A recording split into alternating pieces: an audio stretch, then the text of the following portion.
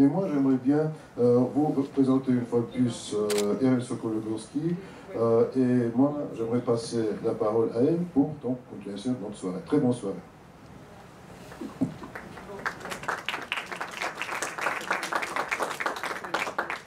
Alors, d'abord, merci à vous qui avez eu le courage de braver. Bon, vous m'entendez, ça va, c'est bon? Bon, alors merci à vous qui avez eu le courage de braver les difficultés de la journée. C'est pas tout à fait facile de venir aujourd'hui, puis on était un peu inquiets nous-mêmes. Mais bon, on a voulu maintenir la soirée parce que tout de même, ceux qui peuvent venir, il ne fallait pas qu'ils viennent pour rien. Alors voilà, donc j'ai la chance de vous présenter 4 collaborateurs. Donc je vais vous présenter Woźniowiecki, vous connaissez tous, vous avez tous lu les poèmes de Woźniowiecki, vous aimez sans doute Woźniowiecki si vous êtes là. Je vais essayer de vous présenter un peu le parcours du poète au fil des décennies. Et ce parcours sera jalonné par des lectures qui seront faites d'abord en russe par Christine Zeytounian, que vous connaissez sans doute, qui est elle-même poète, traductrice, qui va nous lire un certain nombre de textes, et Anna Zuneleva, qui est un pilier solide de cette maison. Du côté français, vous avez aussi 2 lecteurs qui vont vous lire les poèmes en français. Maria-Louisa Bonac, professeure de russe, qui est particulièrement grand talent de lectrice, dont vous apprécierez les grands talents de lectrice. Elle est aussi traductrice, elle a traduit un certain nombre de romans, et elle est présente, elle est une collaboratrice constante de notre revue bilingue Lettres russes, dont vous avez des exemplaires devant la porte. Et Philippe Tancelin est un de mes collègues de l'université Paris 8, Paris 8 Vincennes, poète, philosophe, éditeur, qui lira, alors il n'est pas russisant, mais je pense qu'il va le devenir à force de lire les textes qu'il va nous présenter aujourd'hui. Bon, alors, si vous voulez bien, je voudrais vous proposer de vous transporter en 1962 dans le théâtre, ce qui était alors le théâtre du Vieux Colombier, à Paris. Alors, une soirée avec un poète soviétique est annoncée. Alors, d'abord, l'Union soviétique, on est en 62, bon, on n'a pas une idée très claire sur ce qu'est l'Union soviétique. Elle fascine les uns, fait peur aux autres. En tout cas, elle intrigue et les gens vont se presser à cette soirée. Alors, je crois pouvoir dire que toute l'intelligentsia parisienne est présente à cette première lecture d'un poète soviétique en France. Alors, Andrei Woźniowiecki décrira cette salle, sa première salle française, comme une immense mer agitée par 2 tourbillons.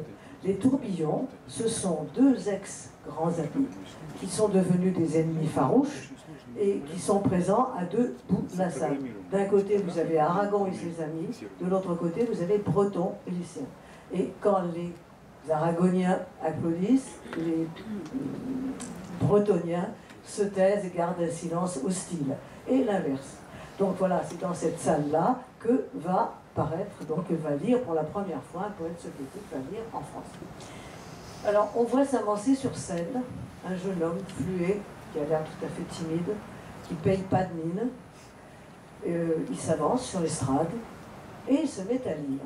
Et on va vous lire en russe puis en français le poème Goya, qui est lu pour la première fois, donc en 62 par Woźniowiecki. Я Гоя, глазницы воронок мне выклевал ворон, слетая на поле нагоя. Я горя, я голос войны, городов головни на снегу 41-го года. Я голод, я горло подвешенной бабы, чье тело, как колокол, било над площадью голой. Я Гоя. О, грозди возмездия! Звил залпом на запад. Я пепел незваного гостя. И в мемориальное небо бил крепкие звезды, как гвозди. Я Гоя. Alors, en français, Louisa. Je suis Goya. s'abattant sur la plaine nue, l'ennemi m'a crevé mes orbites, entonnoir de bombes. Je suis le malheur, la voix de la guerre sur la neige de 41. Je suis la famine, la gorge de la femme pendue dont le corps battait sur la place nue tel un bourdon. Je suis Goya. Ô grappe de châtiment, d'une salve, j'ai rejeté vers l'ouest la cendre de l'agresseur et planté tels des clous des étoiles solides dans le ciel mémorial. Je suis Goya. Voilà. Alors maintenant, moi, je vais vous lire l'impression produite par cette lecture. Et je vous lis un passage de quelqu'un dont on parle beaucoup en ce moment, mais pas à propos de littérature. C'est Gabriel Maznev. Gabriel Maznev, qui bien sûr est présent dans la salle, écrit « Wozesinski a fait vivre 2 heures exceptionnelles à ceux qui sont venus l'écouter au Vieux Colombier. Son charme, sa gentillesse et son magnétisme ont immédiatement conquis l'auditoire. Il parle d'or, en effet, ce petit jeune homme fluet, fragile, devient à partir de ce jour-là un favori, de l'intelligentsia française. Excusez-moi, qui viendra l'écouter à toutes ses lectures, et ces lectures seront nombreuses. Je vous dis d'avance qu'il se liera d'amitié avec beaucoup de représentants de cette intelligentsia. Aragon, il les a triolés d'abord, bien sûr, mais aussi Sartre un peu plus tard, Picasso, un certain nombre de spécialistes de littérature, de littérature et de poésie russe. Enfin voilà, il devient vraiment un hôte fréquent des scènes françaises et violentes. Alors, qui est ce jeune homme qui a comme ça conquis la salle française? Alors, André Wozesinski est né en 1933 à Moscou, dans une famille unie, où la culture avait toute sa place. Son père est ingénieur hydraulicien, il a travaillé à la construction de barrages sibériens, avant d'occuper un poste très important à l'Académie des sciences. Sa mère a fait aussi des études supérieures, et elle est spécialisée dans la poésie. Elle l'introduit à Ahmad, à d'autres poètes, alors que son père, à côté de son métier, est très passionné de peinture. Et bon, les peintres faisaient partie de notre famille, dira Wozesinski. Donc, dans cette famille tout à fait unie, heureuse, grandit, il a une sœur qui a 1 an et demi de plus que lui, bon, tout se passe apparemment normalement bien, jusqu'en 1941, où ils sont évacués à Kourgan, dans l'Oural, au moment de la guerre, alors que le père va à Leningrad participer, enfin travailler au repli sur l'est des usines de Leningrad. Et alors, donc, ils sont dans Kourgan, inquiets, pas de nouvelles, il y a le blocus, comme vous savez, donc le père est pris dans le blocus, et puis, bon, un beau jour, le père arrive. Le père arrive, rave, sale, mal rasé, enfin, il a traversé la ligne de front, et il a un petit sac à dos. Alors les enfants se précipitent sur le sac à dos. Dans le sac à dos, il y a une boîte de cornets de bif, et il y a un petit livre qui s'appelle Goya. Et Goya, bon, Wozesinski ne sait pas du tout qui est Goya, il connaît, enfin, bon, son père lui a beaucoup parlé de la peinture russe, mais pas du tout de la peinture mondiale, donc il ne sait pas du tout qui est Goya. Simplement, dans ce petit volume, c'est le cycle de Goya qui s'appelle Les misères de la guerre, qui était peint au moment de l'occupation de l'Espagne par les Français en 1808, je crois, 1814. Donc, il reconnaît, en quelque sorte, dans ce qu'il voit dans ce petit livre, ce qu'il a vécu. Il a 10 ans, 11 ans.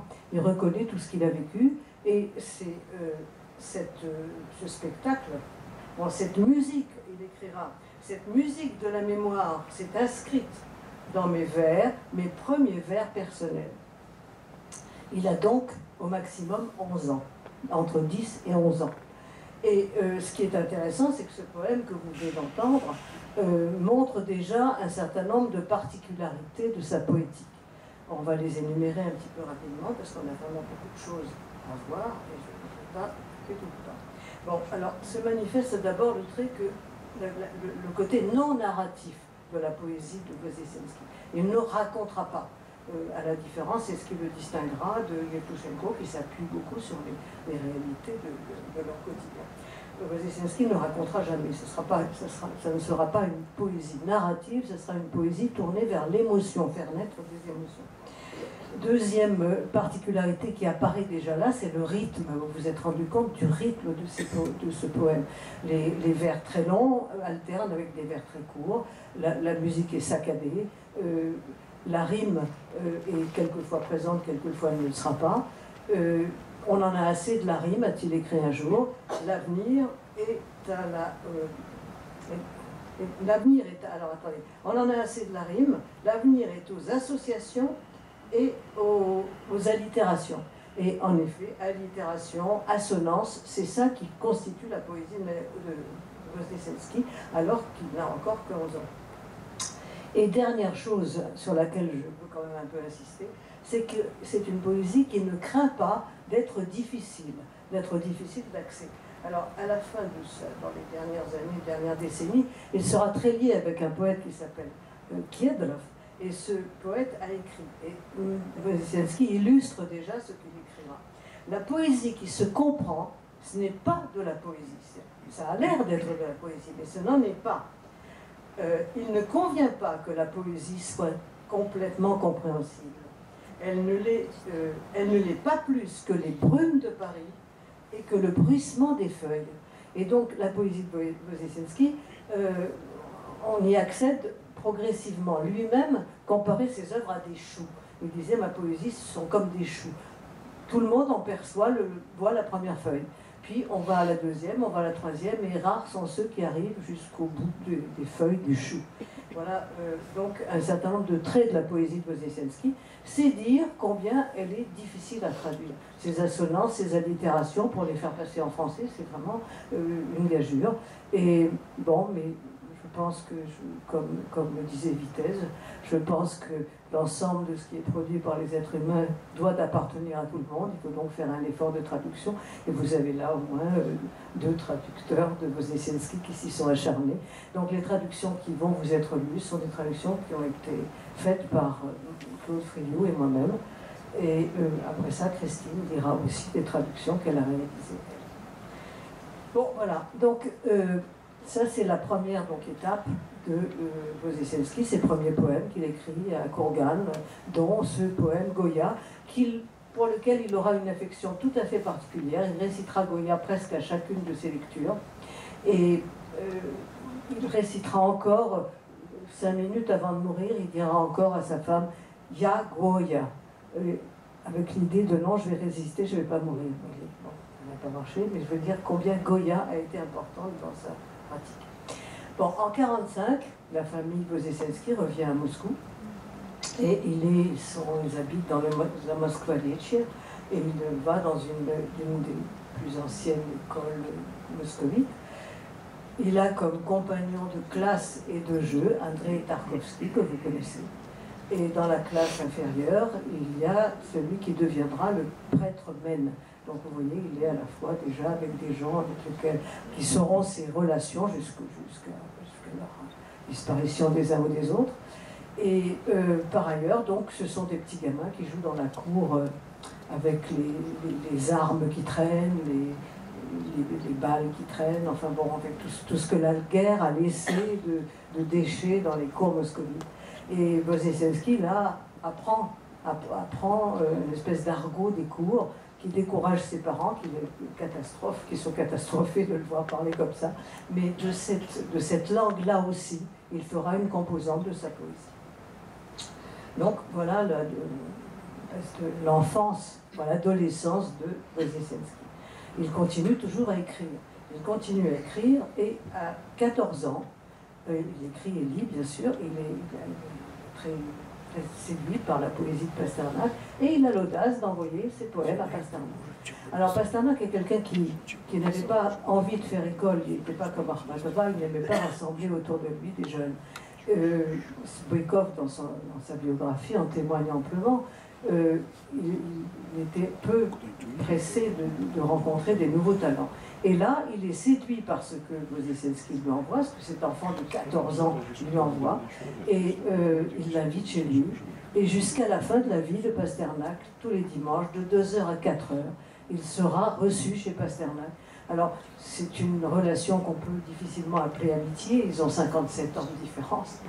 Mais, et puis bon, l'adolescent n'a pas encore beaucoup à apporter à Pasternak, et Pasternak lui parle, lui fait lire le docteur Givago, lui fait lire d'autres poèmes. Bon, on ne saurait sous-estimer l'importance de cette influence, de cette façon de pénétrer dans le milieu littéraire à travers cette relation privilégiée avec Pasternak, qu'il définira comme des années de bonheur, 14 ans de bonheur et d'un amour de gosse. Voilà son expression de Wozeselski, c'est ça, ce furent des années de bonheur et d'amour de gosse. Voilà, donc mais il n'est pas pour autant élève de Pasternak. Son poète favori, c'est Mayakovsky, et c'est un peu dans l'esprit de Mayakovsky qu'il continue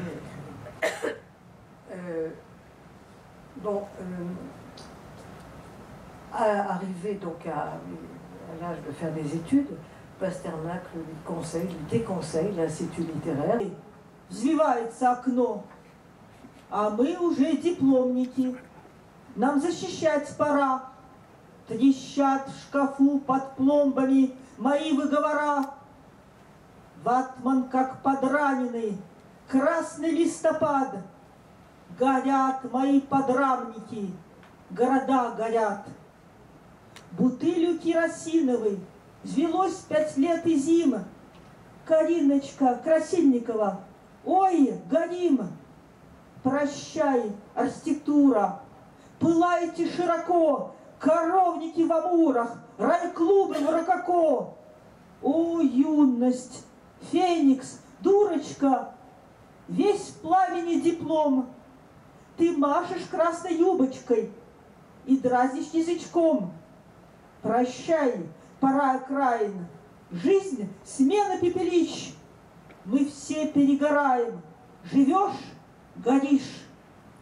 А завтра, в паре чихнувший, вонзится злей пчелы. Иголочка от циркуля, из горсточки золы. Все выгорело начисто, милиции полно, все кончено, все начато. Айда в кино!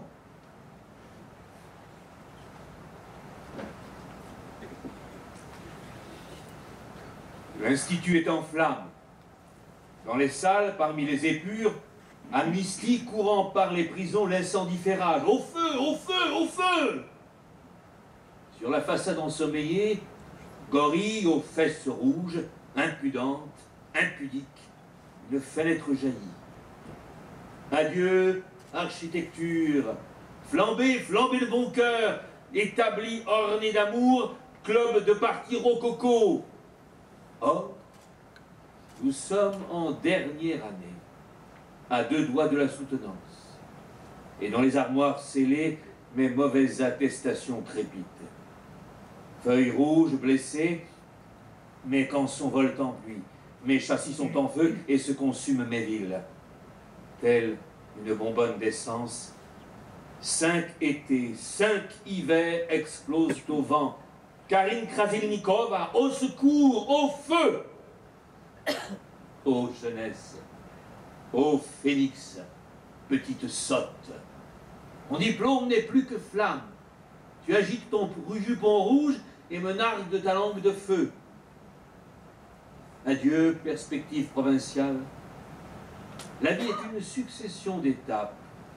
Nous brûlons tous. Vivre, c'est brûler. Il ne reste rien de l'Institut. La police est partout. Tout est fini. Tout commence. Courons au cinéma. Voilà, alors ce poème marque bien entendu la vocation, enfin la décision prise par Woźnecki de se consacrer à la littérature. Il aura son diplôme, ils auront leur diplôme avec 6 mois de retard, mais ils auront leur diplôme. Il sera envoyé à Riga en tant qu'architecte, il y restera 6 mois et reviendra décidé à abandonner définitivement l'architecture en tant que métier. Mais l'architecture marque un peu sa poésie, ce travail, si vous voulez, de rigueur. Ces poèmes, on s'en apercevra peut-être un peu à la lecture, sont très construits et la marque de l'architecte est toujours présente. Bon, dans ses débuts, donc, voilà, il continue, donc il est à Moscou, il continue à écrire, et Woźnecki, on considérera toujours, et les critiques ont souvent dit qu'il était un chanceux, un bien-aimé du destin. Lui-même reconnaissait avoir eu beaucoup de chance dans la vie. Il aura beaucoup de douleurs, beaucoup d'ennuis, mais il a aussi beaucoup de chance. Et la première chance, enfin la chance déjà, Pasternak c'était déjà une grande chance. Sa deuxième chance, peut-on dire, c'est que le moment, quand vient le moment d'éditer ses poèmes, on est en plein dégel. Alors le dégel, c'est une époque d'audace, d'exaltation, de joie de vivre, et les éditeurs et les directeurs de revues et de journaux publient des choses qu'ils n'auraient jamais publiées 3 ans avant ou 4 ans avant. Et en 1958 paraissent quelques premiers poèmes dans le journal littéraire. Alors je ne résiste pas à l'envie de raconter ce que fait le jeune Woźnecki, parce que ça définit vraiment son caractère, qui gardera jusqu'à la fin de sa vie, une espèce de juvénilité qui l'accompagnera toujours. Il achète le premier récit, le premier poème, paraissant dans Literaturna Gazeta. Il achète 50 numéros, rentre chez lui, les étale par terre et se roule dedans. Voilà, c'est sa façon, si vous voulez, d'être heureux, d'être entré en littérature. Tout de suite après, alors la critique se déchaîne. Qu'est-ce que c'est que ce poème? Qu'est-ce que c'est que déjà, enfin, on n'était pas d'accord avec l'incendie, on n'est pas d'accord avec ces premiers poèmes qui paraissent. Alors il y a un critique qui dit, par exemple, c'est assez caractéristique, dans son poème L'incendie, il associe la vie et la flamme. C'est une association très courante dans la poésie soviétique. Mais elle correspond à un exploit, elle correspond à un esprit de sacrifice. Or, chez Woźnecki, c'est courant au cinéma, c'est l'idée de vivre pour soi et de s'amuser. Donc voilà, on l'appelle du coup le petit Néron. Le petit Néron est très, très attaqué par la tête. Bon, ces premiers... Alors, après les premiers poèmes qui sont dans le revue littéraire dans laquelle il se roule par terre, paraît un premier recueil qui s'appelle Les Maîtres. Les Maîtres, qui est consacré à l'église Saint-Basile de Moscou, et dont l'essentiel, enfin le message essentiel, s'adressant aux barbares de tous les temps, l'idée est que l'art ne saurait tolérer l'existence de pression idéologique. Enfin voilà, c'est un peu cette idée-là. On va vous lire un passage de ces maîtres en russe et en français.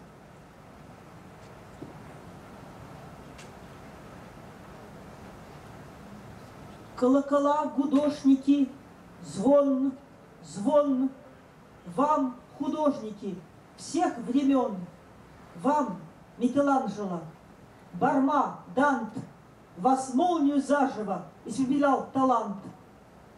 Ваш молот не колонны и статуи тесал, сбивал со лбов короны и троны сотрясал. Художник первородный, всегда трибун, в нем дух переворота и вечно бунт. Вас стены муровали, сжигали на кострах, монахи муравьями плясали на костях. Искусство воскресало из казни и из пыток, и было, как кресало, а камнем обитов кровавые мозоли, зола и пот, и музу точно Зою вели на эшафот. Но нет противоядия ее святым словам. Воители, воятели, слава вам! Москва бурлит, как варево, под колокольный звон.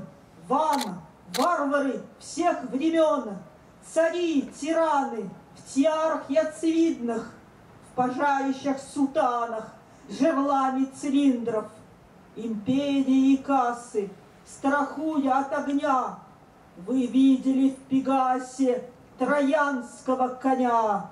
Ваш враг, резец и кельма, и выжженные очи, как клейма, горели среди ночи. Вас мое слово судит, да будет срама, да будет проклятие вам.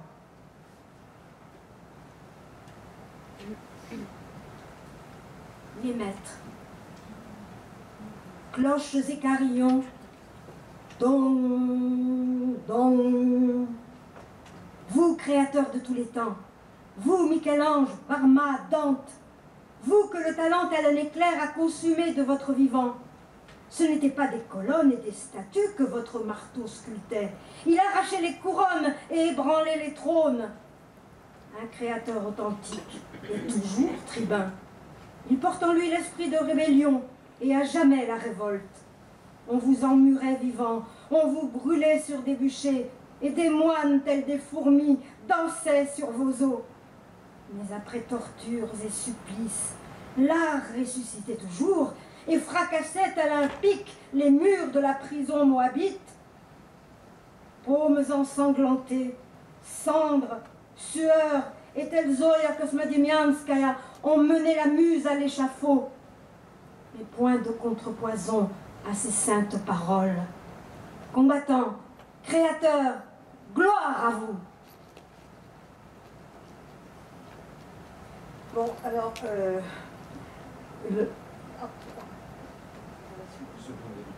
pardon. Seconde dédicace. Moscou bouillonne tel un chaudron comme le son des cloches. Vous, barbares de tous les temps, tsars, tyrans, porteurs de tiares à forme d'œuf, en soutane, couleur de feu et coiffés de haute forme, protégeant du feu les empires et les caisses, vous voyez en Pégase un cheval de Troie. Le burin et la truelle sont vos ennemis, et les yeux que vous avez crevés brûlaient dans la nuit tels des sceaux d'infamie. Ma parole vous juge. Honte à vous, et soyez maudits. On vous emmurait vivant, on vous brûlait sur des bûchers, et des moines, tels des fourmis, dansaient sur vos os. Mais après torture et supplice, l'art ressuscitait toujours et fracassait tel un pic les murs de la prison moabite. Paumes sanglantes, cendres, sueur, et telles Zoya ont mené la muse à l'échafaud. Mais point de contrepoison à ces saintes paroles. Combattants, créateurs, gloire à vous. Bon, alors, voilà le poème qui est tout de même très fort, et la critique se déchaîne. Alors, Sasnor, Victor Sasnor, qui est un poète de la même génération de Saint-Pétersbourg, écrira, quelques années après, « Ce fut comme une bombe écrasant d'un coup toute la poésie soviétique. » Et il ajoute, « Se dressèrent tout de suite, telles des baïonnettes, des justiciers en tout genre. » Et bon, en effet, effectivement, les justiciers en tout genre se dressent contre ce texte de Woznesiensky. On lui reproche des images, on lui reproche l'audace, on lui reproche une espèce de surabondance verbale et rythmique. Mais ça, c'est le reproche. Mais il y a aussi tous les lecteurs qui se jettent sur cette littérature. Et en effet, c'est une bombe qui écrase toute une littérature insipide à laquelle on était un peu habitué, et les lecteurs se passent, ça arrache le journal où le texte paraît, toute la jeunesse en particulier se fait immédiatement de Woznesiensky une idole, et il restera l'idole de la jeunesse. Et vraiment, avec Mastéra, je crois que ça a été vraiment un point tout à fait important dans la séduction qu'il a exercée sur les gens de sa génération. Et vous sentez un peu tout le sous-tend ce texte. On vous en a donné lecture de quelques passages, il est infiniment plus long, bien sûr.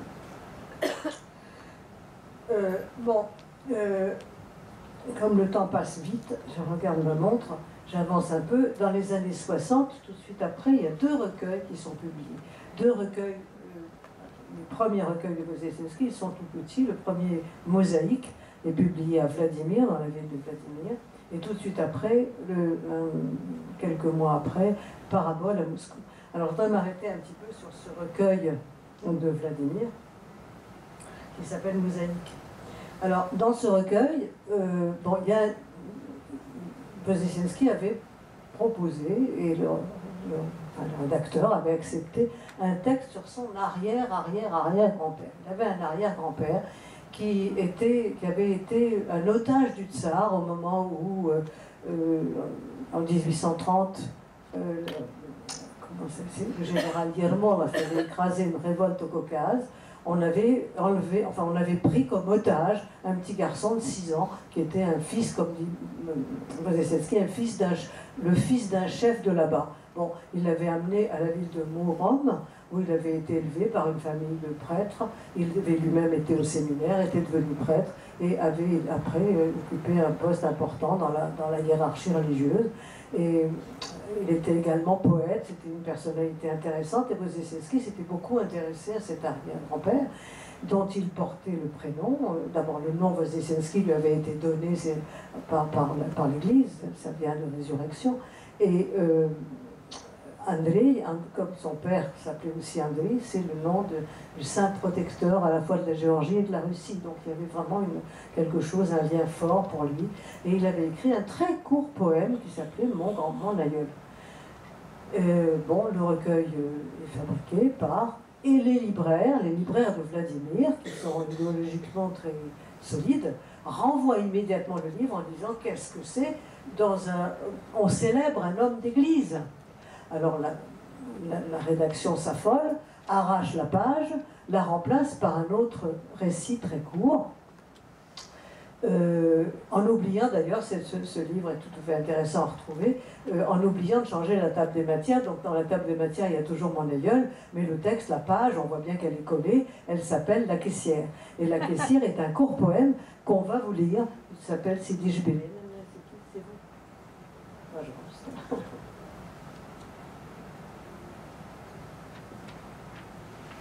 Сидишь беременная, бледная, как ты переменилась, бедная. Сидишь, одергиваешь платьице, и плачется тебе, и плачется.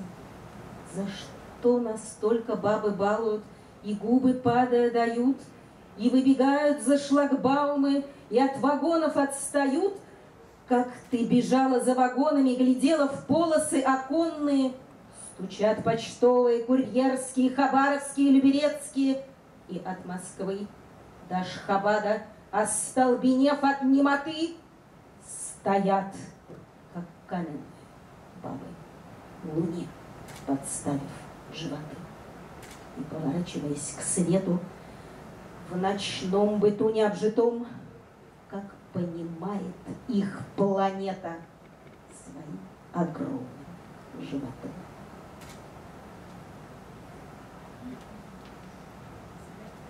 Un petit peu écourtée. Tu es là, enceinte et toute pâle, ma pauvre, comme tu as changé. Tu tirailles ta petite robe et tes larmes coulent sans fin. En quoi méritons-nous que les femmes nous gâtent et nous donnent leurs lèvres en se perdant et qu'elles sautent les barrières pour courir derrière un wagon? Comme tu courais derrière mon train, les yeux rivés à la barre des fenêtres. Passe à grand bruit, train postaux et rapide, en direction de Khabarovsk ou de Liberetsk. Bon, alors à ce moment-là, les choses se passent encore plus mal, parce que cette fois-ci, c'est le comité central du Parti communiste de l'URSS qui s'émeut. Pourquoi? enceinte, pourquoi enceinte? Pourquoi pâle? Pourquoi des larmes? Ce n'est pas cette femme qu'il faut chanter dans la littérature soviétique. Ce qu'il faut chanter, c'est la femme avec la fourche à la main ou la pagaie à la main en train de battre des records, soit dans le travail, soit dans le sport, et non pas de larmoyer sur une femme enceinte. Donc ça va, voilà, là encore, la critique se déchaîne. Et par opposition, bien entendu, il y a tous ceux qui sont enthousiasmés par cette littérature différente, plus neuve, enfin plus audacieuse. Donc voilà, c'est ainsi que s'est constitué ce qu'on peut appeler l'entrée en littérature de Voznesensky. Pasternak dira qu'elle fut brutale, impétueuse et fracassante. En effet, en 2-3 ans, il s'est situé en quelque sorte sur le tout devant de la scène littéraire. Tout le monde lit Voznesensky, soit pour le contredire un peu, soit beaucoup pour l'exalter, pour l'apprécier. Et par ailleurs, il se rend compte déjà, il peut mesurer tous les obstacles qu'il aura affrontés devant les autorités politiques et devant l'Union des écrivains, qui est une espèce de ministère de la Culture plus sévère que tout ministère de la Culture, et également devant ses collègues écrivains, parce que, bon, je ne vous ai pas donné de citation, mais se sont déchaînés également contre lui, pas mal d'écrivains médiocres qui voient là faire quelque chose qu'ils n'ont pas osé peut-être faire eux-mêmes, et qui donc s'en prennent à lui par une force particulière. Donc voilà l'entrée en littérature de Voznesensky. Ce qui se passe, j'avance un peu dans le temps, on est, enfin, pas vraiment, on est en 61, il se passe un autre événement important, encore une fois, qui est une chance pour Voznesensky, c'est que 61, on se décide, les relations avec les pays occidentaux se renouent un peu, on veut créer des échanges, et le pouvoir se dit que bon, bah, il faut essayer de montrer que nous avons une vie littéraire vivante, que les gens s'expriment chez nous, et a lieu en 61 un premier voyage des poètes aux États-Unis.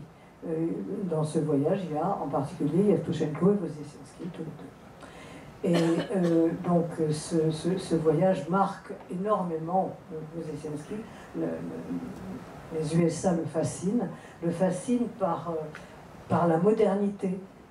La modernité et les prouesses techniques. En référence à leur voyage peut se référer à ce que faisait à l'époque, dans les années 20, Mayakovsky. Il y a une espèce de rapport, et il y a un écho entre eux. On va vous lire un passage de l'aéroport de nuit de New York, dans lequel il répond un peu à Mayakovsky. Lui aussi avait été fasciné par les progrès techniques. Mais pour Mayakovsky, c'était Brooklyn, le pont de Brooklyn, qui était le symbole de l'innovation technique. Voznesensky répondra, ce n'est pas Brooklyn, c'est l'aéroport. Alors, l'aéroport de Moscou, de New York, pardon. Аэропорт. Озона и солнца аккредитованное посольство. 100 поколений не смели такого коснуться. Преодоление несущих конструкций. Вместо каменных истуканов стынет стакан синевы без стакана. Рядом с кассами-теремами он точно газ антиматериален.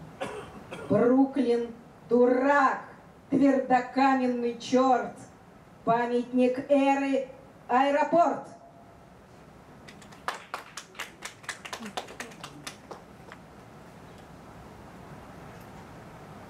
Aéroport, ambassade accréditée de l'ozone et du soleil. 100 générations n'avaient jamais osé aller au-delà des constructions porteuses. En lieu et place d'idoles de pierre, un verre d'azur se fige sans même qu'il y ait un verre. À cause des caisses, véritable térème, il est immatériel, tel un gaz. Brooklyn imbécile, diable bâti en pierre dure. Le monument de notre ère, c'est l'aéroport. Bon, voilà, alors aux États-Unis, il va là encore se faire, enfin pas là encore, puisqu'on est en 61, et donc moi je vous ai parlé de 62 en France, mais il va se faire beaucoup d'amis aux États-Unis, en particulier la famille Kennedy, 2 des Kennedy, traduiront des poèmes de Wozesinski et feront des introductions à ces poèmes. Il sera très lié jusqu'à la fin de sa vie avec Jackie Kennedy, qui viendra les voir à Moscou et qui resteront en relation. Et surtout, bon, Arthur Miller aussi devient un proche de Wozesinski. Et surtout, la personne avec laquelle il aura une relation la plus forte, c'est Allen Ginsberg, qui est l'idole de la Beat Generation, parce que là, ils ont vraiment beaucoup de points communs. Et ils se liront souvent l'un l'autre, se traduiront, se produiront ensemble sur scène. Donc ce voyage aux États-Unis et les voyages qui suivront sont aussi très importants. Wozesinski fera figure en quelque sorte de représentant de la culture soviétique aux États-Unis et à l'Occident en général. Bon, on va vous lire, avant de passer à la suite, on va vous lire un autre poème de la même époque qui est peut-être un peu plus, disons, moins impressionnant tout de suite, mais qui est tout à fait l'art poétique de Wozesinski. C'est vraiment là qu'il exprime ce qu'est pour lui sa vocation de poète. Ce poème s'appelle La Ballade parabolique.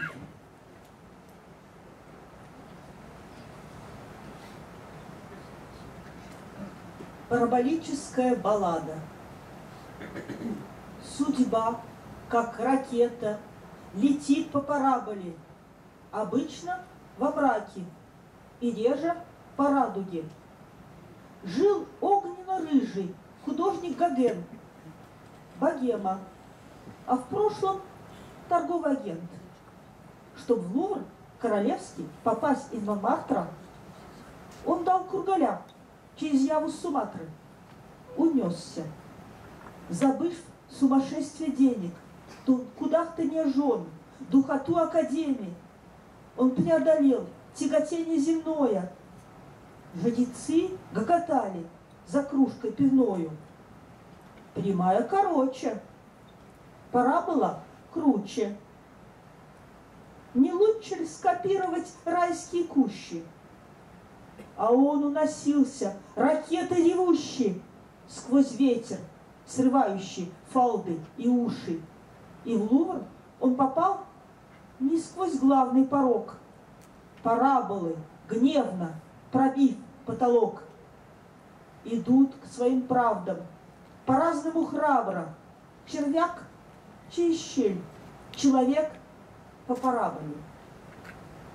Сметая каноны, прогнозы, параграфы, несутся искусство, любовь и история по параболической траектории.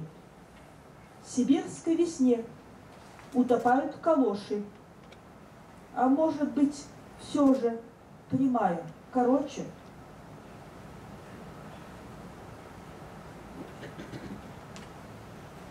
Pareil à une fusée, le destin vole, suivant une parabole.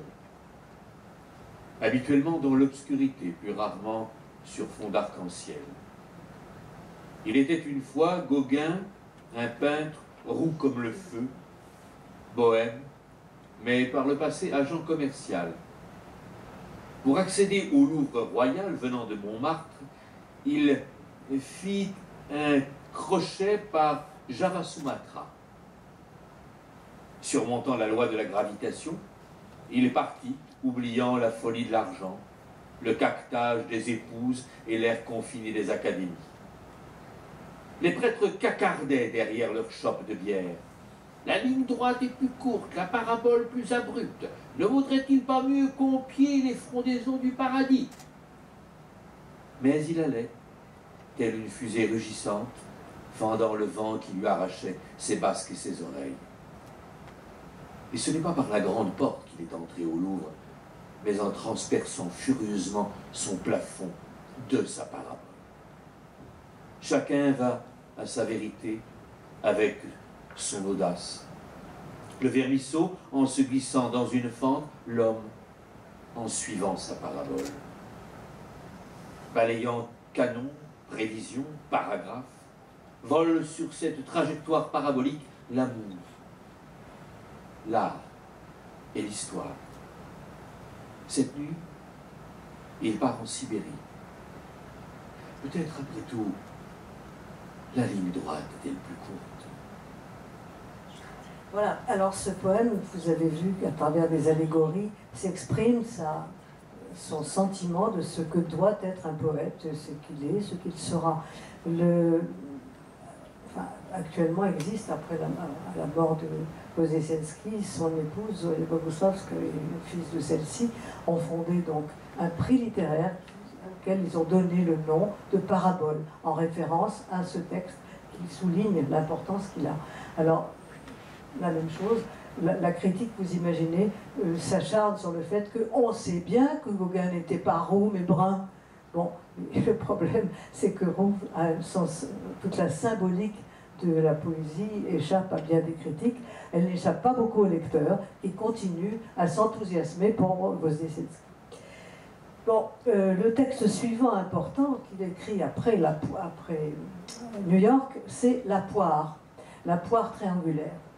La poire triangulaire, où des vers un peu divers sur ce qu'il a pu aimer aux États-Unis, sur la façon de voir un certain nombre de choses.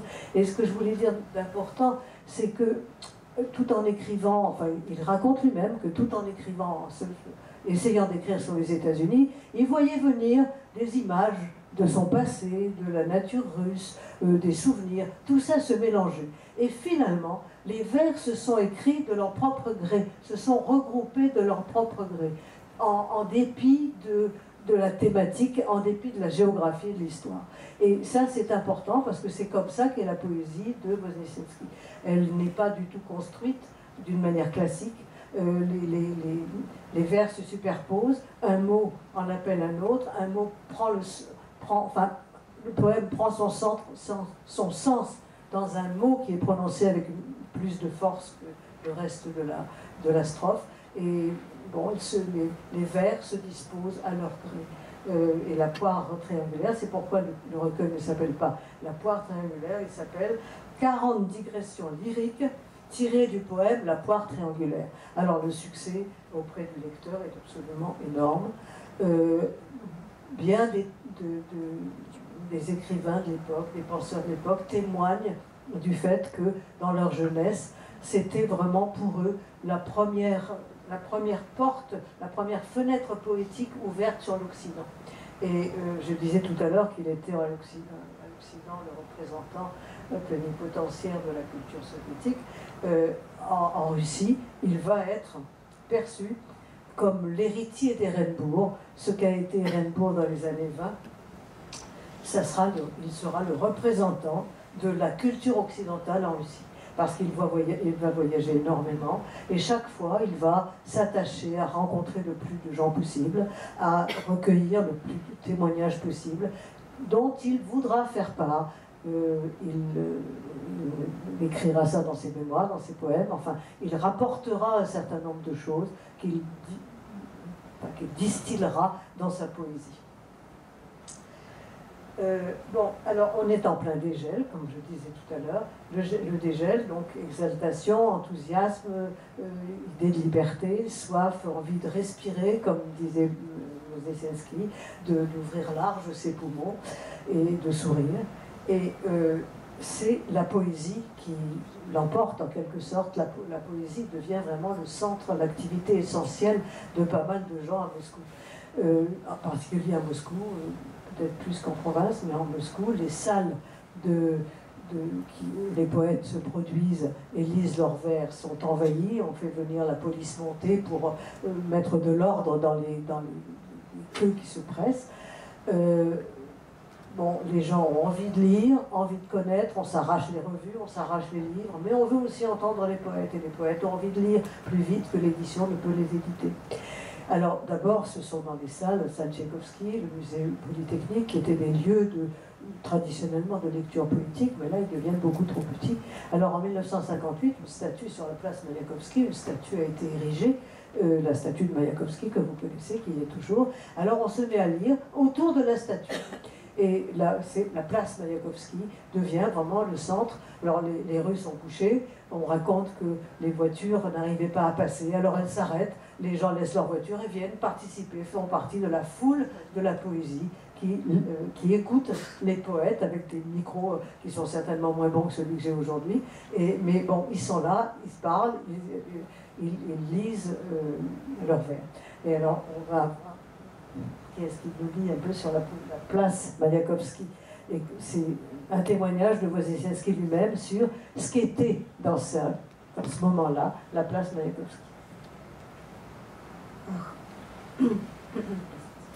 Ах, площадь, как холодит, обжигает губы твой морозный микрофон, как сладко томит колени твой тревожный простор, твоя черная свобода, как шатко ногам на твоем помосте. Слова окутаны облачком пара, микрофон запотевает, и внизу ты, площадь, тысячеголовая, ждущая, окутанная туманным дыханием. Оно плывет над ночными головами сизой пленкой. Чувствуется, что не все слова слышны, динамики резонируют, да и не нужны они слова. Площади нужно слово. Страшно стоять над площадью Маяковского. Ветерок пробирает. Мы, несколько поэтов, жмемся на дощатом помосте, специально сколоченном по этому случаю. Евтушенко худой, по-актерски красивый в цветастом шарфе, в пальто в елочку, с коротковатыми рукавами, рубит осенний воздух ритмическим, митинговым жестом. Голос его, усиленный репродукторами, гремит над многотысячной толпой. Над гигантской трибуной сцены горит, извиваясь, бледная готическая или грековская маска его лица. Не случайно впоследствии он выбрал это фото на суперобложку своей книги. Наблюдателям с прилетавшей неземной тарелочки эта черная переполненная площадь с освещенной фигурой в центре казалась гигантской ритуальной плошкой с извивающимся светоносным фитилем.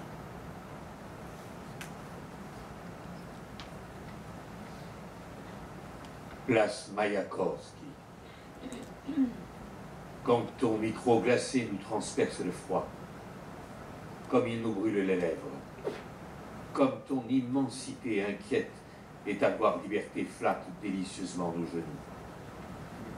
Nos jambes vacillent sur ton estrade. Nos mots sont drapés dans un petit nuage de fumée. Le micro transpire et à nos pieds tu es là, innombrable, attendante, enveloppée dans un souffle vaporeux qui flotte au-dessus de tes têtes nocturnes, telle une pellicule bleutée. On comprend que tous les mots ne sont pas entendus. Les haut-parleurs grésillent, d'ailleurs, il n'est nul besoin de mots, la place a besoin d'une parole. Il est terrifiant de dominer la place Mayakovsky. Un petit vent nous enveloppe. Nous sommes plusieurs poètes à nous presser sur l'estrade, en planche, dressés spécialement à cette occasion. Evtushenko, maigre, beau, comme c'est d'être un acteur, une écharpe de couleur vive autour du cou et vêtu d'un manteau à chevrons aux manches un peu courtes, hache l'air automnal d'un geste rythmé de meeting. Renforcé par les micros, sa voix tonne au-dessus de la foule immense. Le masque pâle, gothique, on pourrait presque dire à la gréco, de son visage, flamboie et sinue au-dessus de la scène tribune géante. Des observateurs extraterrestres d'une soucoupe volante qui passe ont l'impression de voir dans cette place noire de monde et dans cette figure éclairée en son centre une gigantesque coupe rituelle au milieu de laquelle danse une mèche enflammée. Voilà. Alors, il n'est pas tout seul, bien sûr. Il vient d'évoquer son frère de tribune, comme il disait, Evtushenko. Il y a aussi Akhmadoulina, il y a aussi Rajestvinsky, quelquefois Kudjava. Bon, en tout cas, ce sont les cinq. En tout cas, les trois premiers, c'est donc Evtushenko, Rajestvinsky et Akhmadoulina, qui sont les idoles de l'époque les idoles de toute la jeunesse et de tout ce que l'Union soviétique en général, pas seulement Moscou, compte d'intellectuels, pour le moins. Bon, alors, dans la thématique de Woznесensky, il y a un sujet sur lequel j'aimerais m'arrêter une petite minute, c'est le refus de toute brutalité, de toute barbarie. Et en particulier, il y a un certain nombre de poèmes tout à fait délicats qui sont dédiés à la femme. Ce sont des poèmes, bien entendu, symboliques, encore une fois. Il parle de la femme, mais bon, disons, le message est beaucoup plus général. On va vous lire deux de ces poèmes. En tout cas, la première partie de La première glace.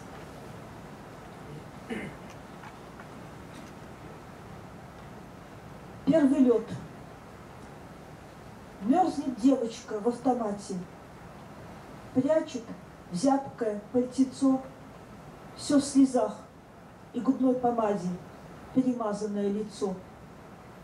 Дышит худенькие ладошки, пальцы льдышки, в ушах сережки. И обратно, одной,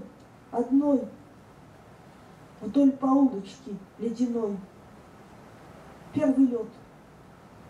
Это в первый раз. Первый лед телефонных фраз. Мерзлый след на щеках блестит. Первый лед от людских обид. Première glace. La fillette grelotte dans la cabine et cache dans son méchant manteau son petit visage barbouillé de larmes et de rouge à lèvres. Elle souffle sur ses mains frêles, ses doigts sont des glaçons. Des boucles ornent ses oreilles. Elle devra rentrer seule, toute seule, par la longue rue glacée. Premier gel, première fois, première glace de phrases téléphoniques. Une trace de gel brille sur ses joues. La première glace d'une douleur infligée par le monde.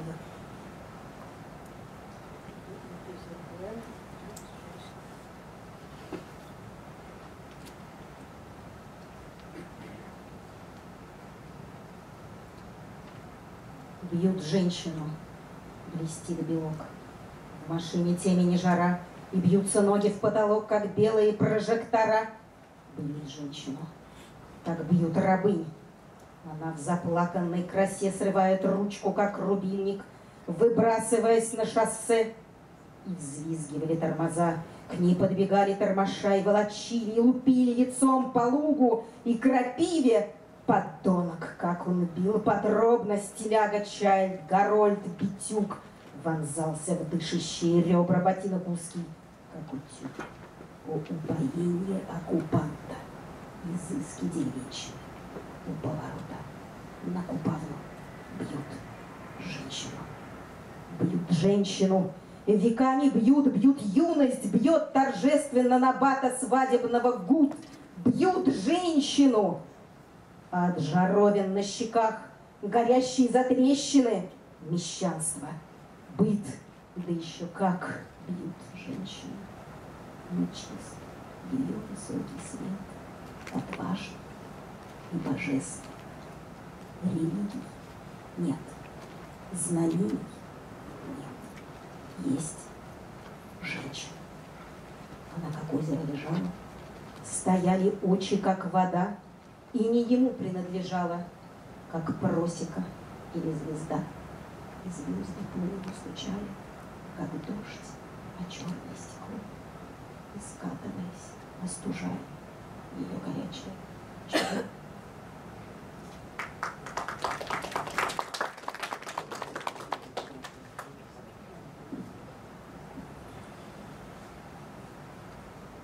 On bat une femme. Le blanc de son œil, lui, dans la voiture, il fait noir, on étouffe. Et ses jambes collent au plafond, tels deux projecteurs blancs. On bat une femme.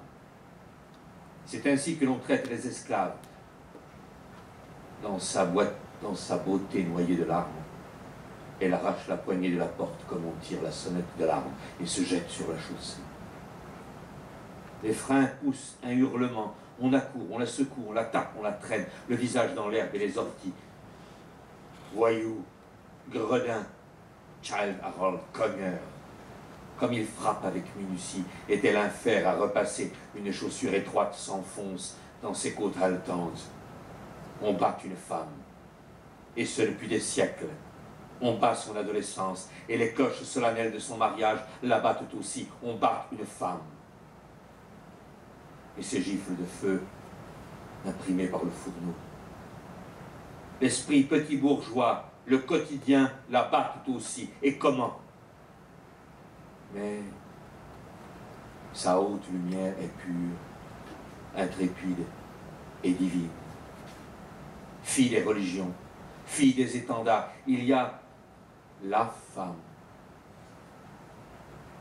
Elle gisait pareil à un lac, ses yeux immobiles comme de l'eau, sans plus lui appartenir qu'une trouée dans la forêt ou une étoile. Et les étoiles cognaient au ciel comme la pluie sur un carreau noir. Et leur chute rafraîchissait son front brûlant.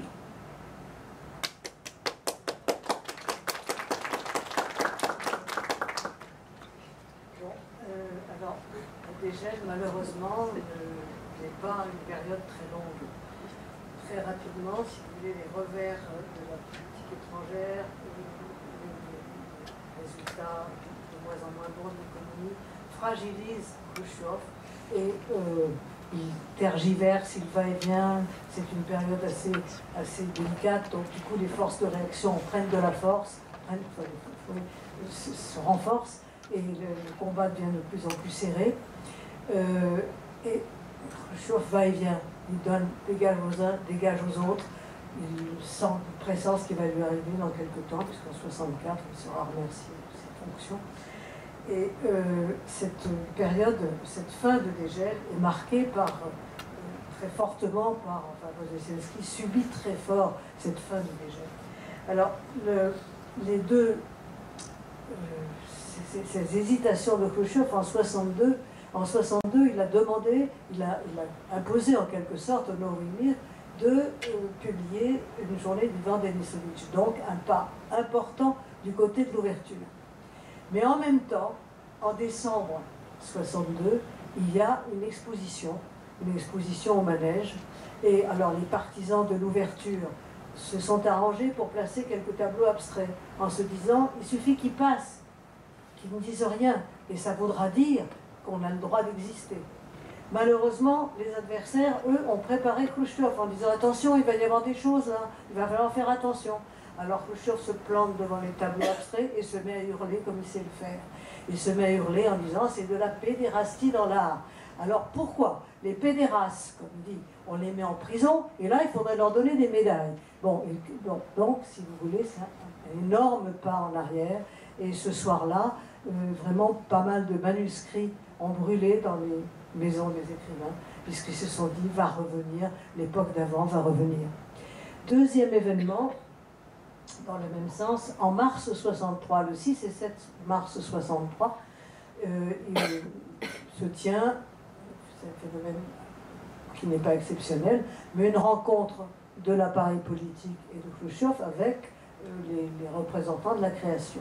Donc il y a un certain nombre d'écrivains très triés sur le volet, et les partisans de l'ouverture se sont arrangés pour que soit invité Wozeselski, en se disant, bon, ça va un petit peu effacer l'histoire du manège. Malheureusement, alors Wozeselski est tout à fait conscient de l'importance de son rôle, et lui est très admiratif de ce qu'a fait Khrouchtchev. Pour lui, c'est le tsar libérateur, il a fait sortir des gens des prisons, ce qui est vrai, et c'est ça qui retient. Il a pour particularité, c'est un grand optimiste, il a pour particularité de retenir toujours les bons côtés des choses. Et là, pour lui, Khrouchtchev, c'est ça. C'est quelqu'un qui a fait un pas énorme. Il a dénoncé les crimes de Staline en 1956 et il a fait sortir les gens de prison. Alors, il se dit, il ne comprend pas les choses de la culture, c'est pas... Moi, je vais lui expliquer, si on me donne la parole, je lui expliquerai, il comprendra. Et alors, malheureusement, Wozeselski, à peine la séance commence, qu'il est pris à partie par par un tel autre. On l'accuse, on se moque de sa poire triangulaire. Enfin, bon, un écrivain, une jeune femme qui est d'origine polonaise, qui sait donc ce qui s'est passé en Pologne. Il a donné une interview en Pologne. On lui a demandé quels étaient les écrivains de sa génération qu'il préférait, enfin qu'il valorisait, qui lui étaient importants. Et il a dit que lui, il ne distinguait pas les écrivains d'une manière horizontale, mais verticale. Et se sentait contemporain de Pouchkine, de Lermontov, de Mayakovsky. Et il a eu le malheur d'ajouter « et de Pasternak ». Or, Pasternak, depuis 1958, a été exclu de la maison de l'Union des écrivains. Il est déclaré ennemi du peuple. Et nommer Pasternak dans la salle du Kremlin, c'est un scandale. La foule, la salle s'émeut fortement. À ce moment-là, Khrouchtchev ne dit rien. Puis au bout d'un moment, il appelle Wozeselski à la tribune. Alors Wozeselski compte s'expliquer et compte, en quelque sorte, comparer sa démarche et sa façon de se comporter dans l'univers et dans le monde à celle de Mayakovsky. Mais il commence maladroitement. Il commence par dire « Ya nie член parti », je ne suis pas membre du parti, et il veut ajouter comme Mayakovsky, mais on ne lui en donne pas le temps. « Ya nie член parti », et il entend hurler. Il entend, je crois que je vais vous lire, c'est mieux ce qu'a Wozeselski a écrit lui-même à ce sujet. Attendez si je retrouve, parce que c'est quand même, je l'écris admirablement, attendez, je passe. Ah si, voilà. À quelques mètres de moi, donc la tribune est bien devant les politiques, devant les chefs politiques. Alors il se retourne, ça hurle de partout, à quelques mètres de moi. Le visage de Khrouchtchev, trempé de sueur et déformé par la colère, les yeux exorbités, vociférés. Puis je le vis sauter de sa chaise, brandissant ses deux poings au-dessus de sa tête. Il était hors de lui. Monsieur Wozeselski, dehors! Vous méditez sur le pouvoir soviétique. Vous ne voulez pas marcher au même pas que nous. Dans ce cas, venez chercher votre passeport. Et dehors, dehors, monsieur Wozeselski. Nous n'allons pas vous mettre en prison, mais puisque l'Occident vous plaît, la frontière vous est ouverte. Vous vouliez votre passeport demain, eh bien, venez le chercher aujourd'hui. Voilà à peu près, la colère de Khrouchtchev dure une bonne vingtaine de minutes, et sur ce ton-là, alors, il est complètement écrasé. Il essaye à ce moment-là de dire « laissez-moi lire des vers, laissez-moi... » Alors, il séduit jour après jour des foules plus immenses que celles du Kremlin. Donc il se dit que la poésie va marcher. Il lit un poème, silence absolu. Il y a deux personnes qui applaudissent, qui sont immédiatement convoquées sur scène pour s'expliquer pourquoi ont-ils applaudi. Bon, enfin, vous voyez donc que les choses se passent fort mal pour lui, et donc on passe à autre chose, et il est humilié avec l'idée de, bon, ben, on est dans un état totalitaire. Alors, c'est pas comme si les choses se passaient aujourd'hui, vraiment avoir été pris à partie à ce point par le chef de l'État, à qui Monsieur Wozeselski, c'est pas camarade Wozeselski, c'est Monsieur Wozeselski, dehors, il se dit, bon, est-ce qu'on va m'arrêter tout de suite? Est-ce qu'on va me laisser sortir? Est-ce qu'on va aller me chercher chez moi? Et c'est effectivement la panique pour le pauvre jeune écrivain, il est encore un tout jeune écrivain. Pendant une année, pratiquement, il se cache, il va un peu partout, il est exilé en lui-même, comme il dit, je suis moi-même Mikhailovskaya, c'est le lieu d'exil de Pouchkine, je suis moi-même en moi-même Mikhailovskaya, et il va dans les pays baltes, il va un peu partout, il est d'ailleurs bien accueilli, mais il n'ose pas donner de nouvelles à sa famille parce qu'il a peur qu'on le retrouve et qu'on l'arrête. En même temps, ce stress tout à fait exceptionnel qu'il a subi le rend malade, il est nerveux, il a des nausées constantes, il voit sans arrêt Khrouchtchev les poings brandis. Enfin, c'est un très très mauvais moment pour Wozeselski. Ça, c'est le mauvais côté, bien entendu, de ce qui se passe. Mais je dirais qu'il y a, en revanche, cet épisode a deux conséquences très heureuses pour lui. Première conséquence, c'est que cette scène finit d'asseoir son autorité sur tout ce que l'Union soviétique compte de libéral, d'ouvert, et également dans le monde, parce que cette garade de Khrouchtchev parvient bien entendu dans la presse occidentale, et ça ne fait que renforcer l'attention qu'on porte déjà à ce poète. Donc il se retrouve à la fois maudit, on ne le publie plus, la presse ne peut parler de lui qu'avec une autorisation spéciale du comité central. Bon, il y a un très mauvais moment à passer en tant qu'écrivain, mais par ailleurs, du coup, il n'est que plus populaire. Tout ce qu'il a publié se diffuse de plus en plus, se passe, se copie, se recopie. Enfin, il reçoit 1000 marques de sympathie de ses divers lecteurs. Par ailleurs, à l'étranger, son autorité, enfin sa place exceptionnelle dans la littérature soviétique est cette fois-ci tout à fait installée. Et il ne retire de cette aventure que des avantages de ce point de vue-là. Et autre avantage, il a, depuis un certain temps, depuis plusieurs mois, il fait une cour assidue à un écrivain moins jeune que lui d'ailleurs, qui a 8 ans de plus que lui, qui s'appelle Zoya Boguslavskaya, qui est une scientifique, elle a tous les diplômes requis, c'est une intellectuelle de très haut niveau, elle écrit de la prose, c'est un prosateur, et bon, elle a un mari qui est pris Staline, donc elle a une famille très installée, et tout se passe bien pour elle, elle ne répond pas aux avances de Wozesenski. Mais ce jour-là, le voyant au buffet dans un coin, comme dit Wozesenski, mais que mes ennemis ne m'aient plus regardé, ça ne m'a pas gêné, mais que mes amis aient tout à coup fait semblant de ne plus me connaître, et je me suis retrouvée dans un coin du buffet, et seule une femme s'est approchée, et lui a simplement dit « Bonjour, camarade Wozesenski », de façon à ce que tout le monde entende. Et bon, les relations entre deux vont évoluer à partir de là, je pense. Et bon, il sera sa femme pendant jusqu'à la fin de sa vie. Pendant 46 ans, ils vont vivre ensemble. Elle sera sa muse, elle sera sa protectrice, elle sera son amie, elle sera la seconde personne.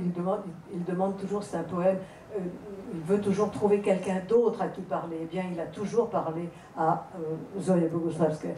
Victor Yerofeev, que vous connaissez bien, disait à la mort de Wozesenski, a dit si on pouvait dans notre littérature avoir la moitié d'une Zoya Boguslavskaya, à lui tout seul, il l'a eu en entier. Et effectivement, cette union des deux, tout à fait surprenante, parce que, bon, différence d'âge quand même importante à l'époque, c'était une époque où bon, les relations entre les femmes dans ce milieu-là étaient rapidement modifiées.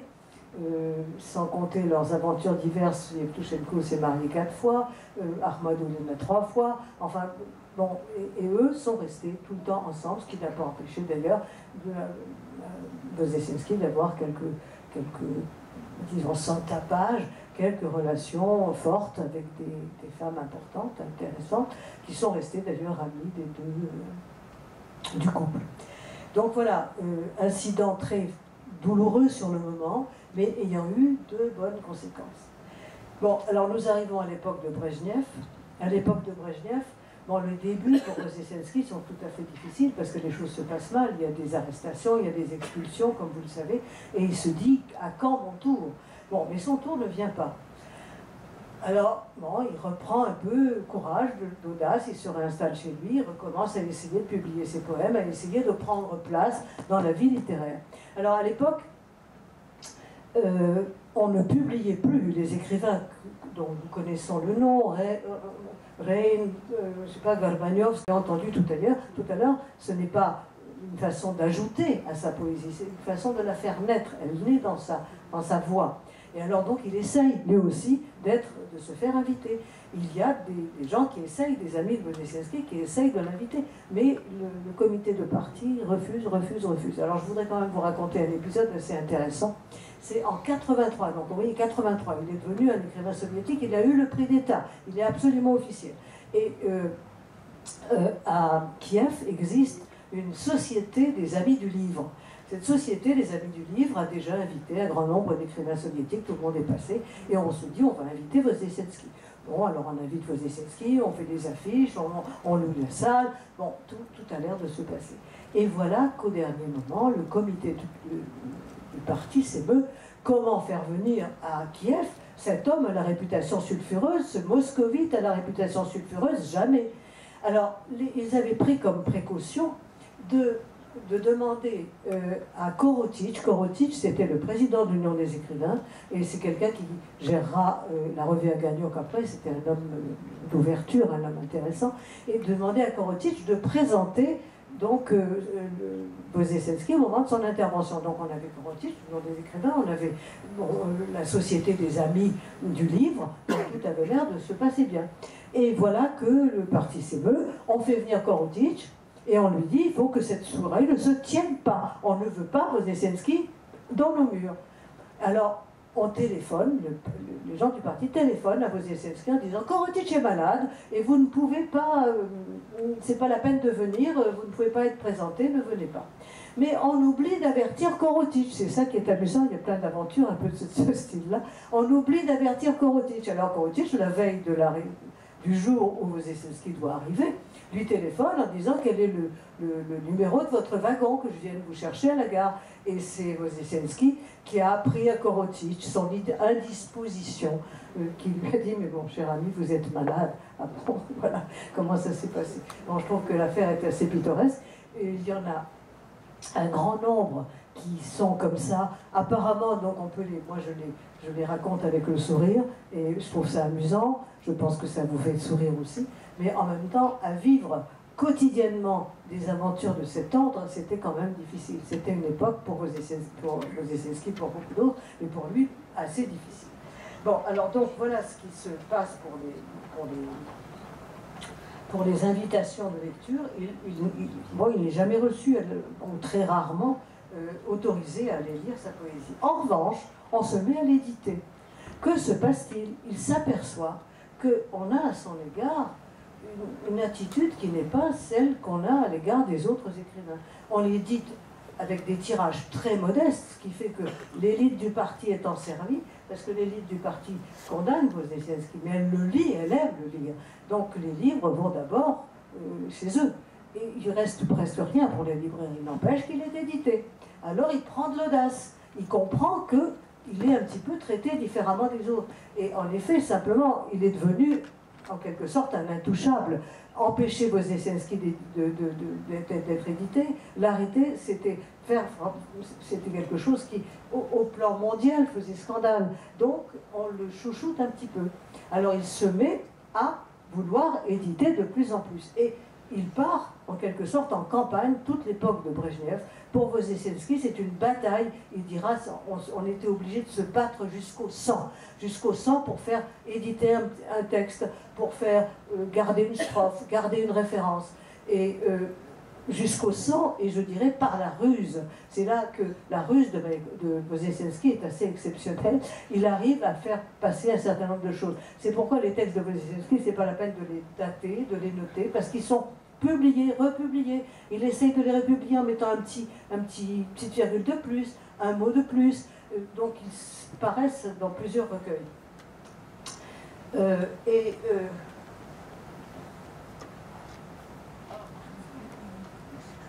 quelque chose, il a regardé là. Bon, donc voilà, donc il se met. Alors, je voulais quand même vous raconter un peu quelque chose sur la façon dont agit encore une fois la censure et dont il réussit par la ruse à faire passer les choses. En 1970, Wysocki, qu'on n'arrive pas du tout à éditer, alors lui absolument pas, alors que c'est un poète de très haut niveau, mais bon, acteur, on veut bien parler de lui en tant qu'acteur, mais en tant que poète, non, c'est interdit, il n'est pas. Bon, alors il a une maladie grave, on pense que c'est la fin, ben non, les médecins réussissent à le sauver. Et Wozeselski écrit un requiem optimiste dédié à Wysocki. Il essaye de le publier de droite et de gauche. Dans ce poème, il parle de Wysocki comme poète. Non, non, non, personne ne veut le publier. Alors il arrive à le publier finalement dans L'amitié des peuples, mais en modifiant le titre. Alors le titre devient Requiem optimiste pour Vassili Semyonov, chauffeur et guitariste.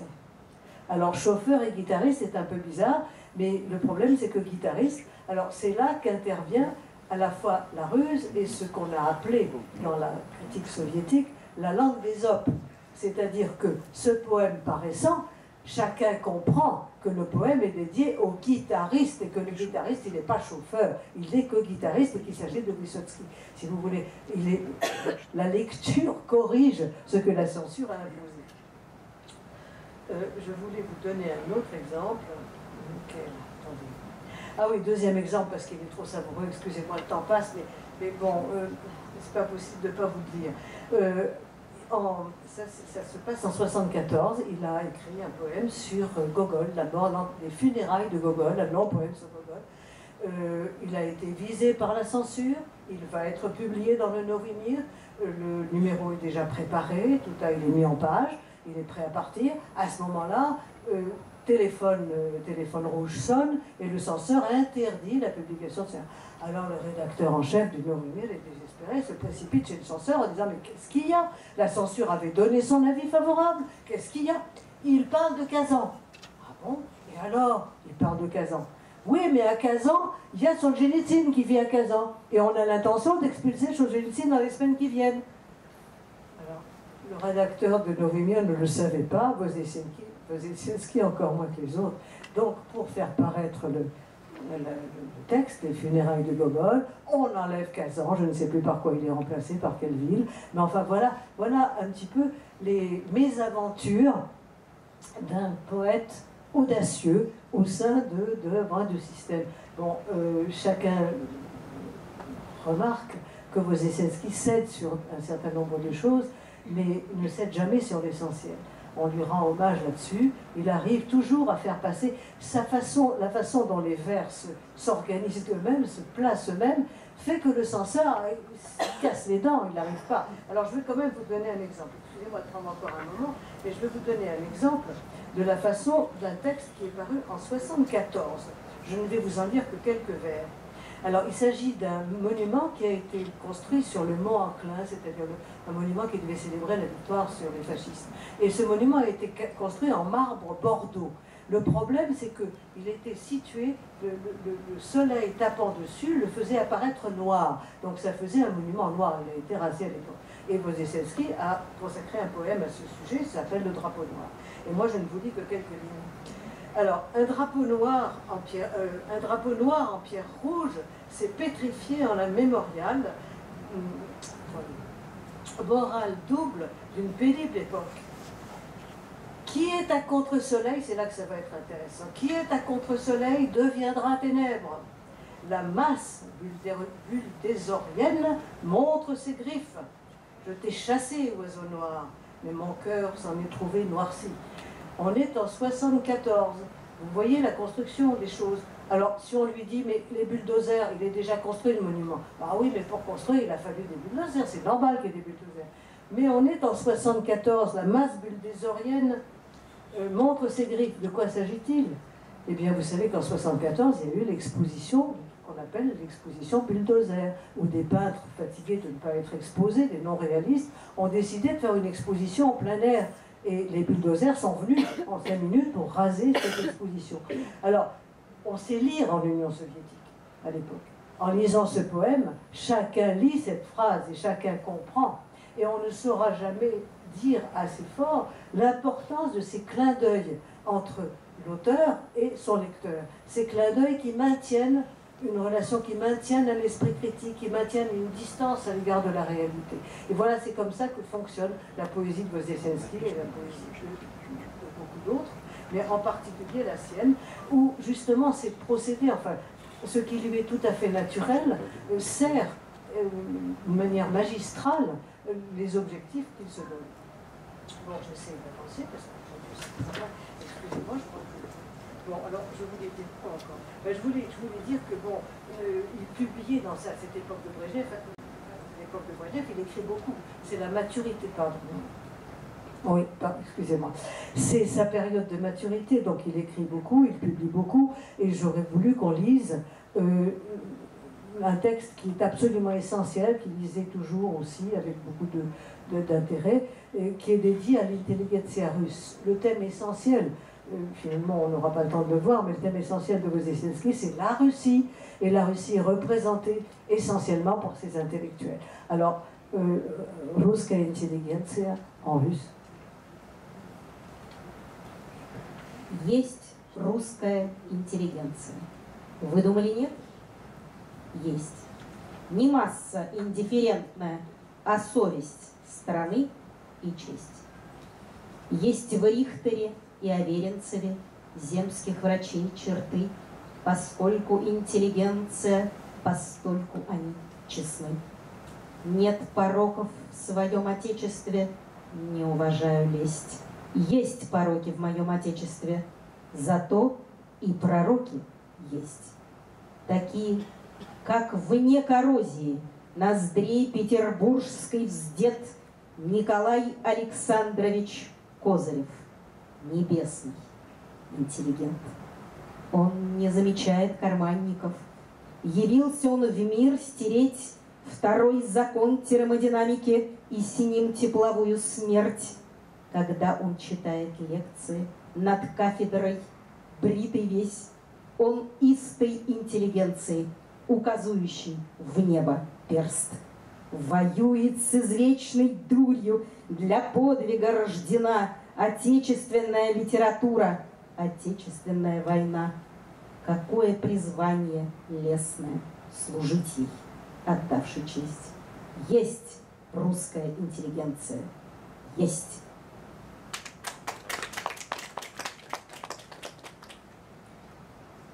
L'intelligentsia russe existe. Vous en doutiez? Si, elle existe. Non pas masse indistincte, mais conscience de notre pays et son honneur. Richter et Averintsev ont des traits des médecins des Zemtsov, et leur droiture sans faille les inscrit dans l'intelligentsia. Il n'est point de vice dans son propre pays. Je n'ai nul penchant pour la flagornerie. Dans mon pays, il y a des vices. En revanche, il y a aussi des prophètes. Combattant la bêtise éternelle, née pour l'exploit, la littérature chez nous est guerre patriotique. Quelle vocation auguste que de la servir en lui rendant les honneurs. À vos ordres. Intelligentsia russe, à vos ordres.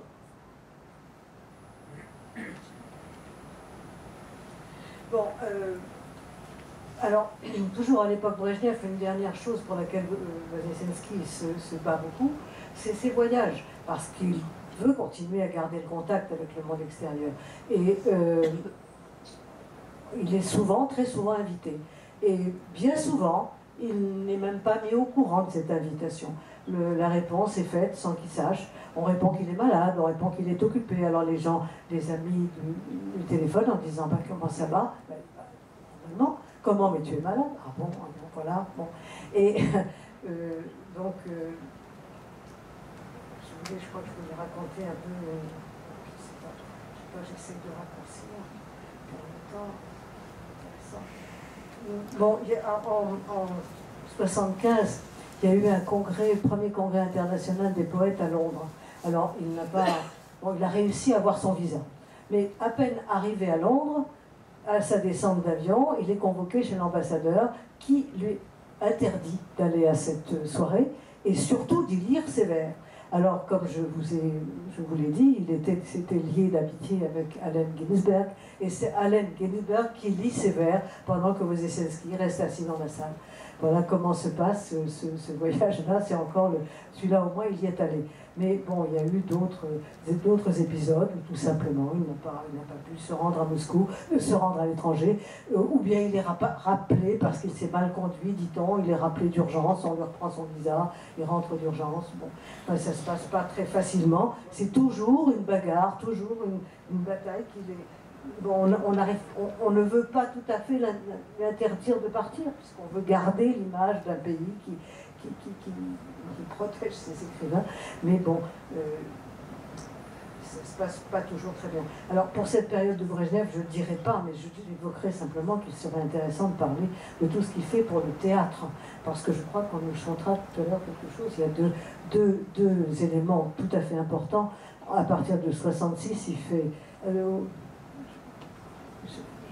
J'arrête. Simplement, on a la littérature et poésie qui est au théâtre au théâtre de la Taganka qui devient très populaire à cause de lui. Et on a 900, je vais dire, il y a 900 représentations de cette pièce, donc 500 à la Taganka. Et deuxième pièce en 80, qui est un opéra rock, joué au Junon et Avos, Junon et Adieuva, qui est joué au Lencom. Et là, la 1000e a été jouée en 2016. C'est vous dire l'importance de son intervention au théâtre. Moi, j'irai très très rapidement sur la suite. La perestroïka, il est bien entendu tout à fait acquis à la perestroïka. Ça développe une activité extrême, fait ouvrir un musée Chagall, un musée Pasternak, essaye de faire ouvrir un musée Chagall, il n'y arrive pas. Se bat, écrit des introductions aux auteurs qu'il essaye de faire publier. Et là, il y a même un poème qu'on veut vous lire, c'est la façon dont il exprime sa volonté de prendre part à cet éveil. La Russie, dit-il, est en train de rattraper tout ce qu'elle a depuis des siècles, ce qu'elle n'a pas réussi à faire depuis des siècles. On va avoir une démocratie. Bon, vous pouvez nous lire le texte qu'on va... Успеть бы свой выполнить жребий, хотя бы 10-е спеть. Забвенное слово «свобода» по-русски осмыслить успеть. Успеть бы издать Ходосевича, суметь не продаться, заснеть в метель обнаженную розу к ногам твоим бросить успеть. Сжать мышцы брюшные железно, когда тебе врежут под дых, не дать запороть и находца жеребчика из молодых. Такси с петушиным гребнем уже кукаречит чуть свет, спешит ежедневный мой жребий к Удмуртам и Витебск успеть. Успеть бы исполнить свой жребий на флейте пронзительных дней, не списанной флейте надежды, на внутренней флейте твоей. Не мысли толпе на потребу, но именно потому успеть бы свой выполнить жребий, народу помочь своему.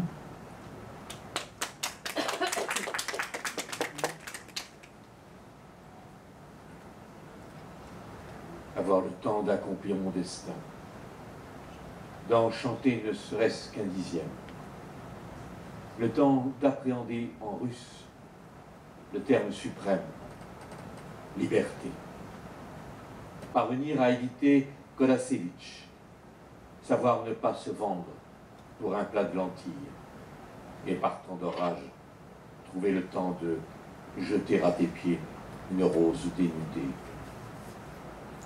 Contracter comme fer les muscles de mon ventre quand on me plantera une lame. Ne pas laisser étriper un jeune étalon chérubin de la jeune génération. Sans penser comme l'exige la foule, mais pour cela, justement, avoir le temps d'accomplir mon destin, qui est de venir en aide à mon peuple.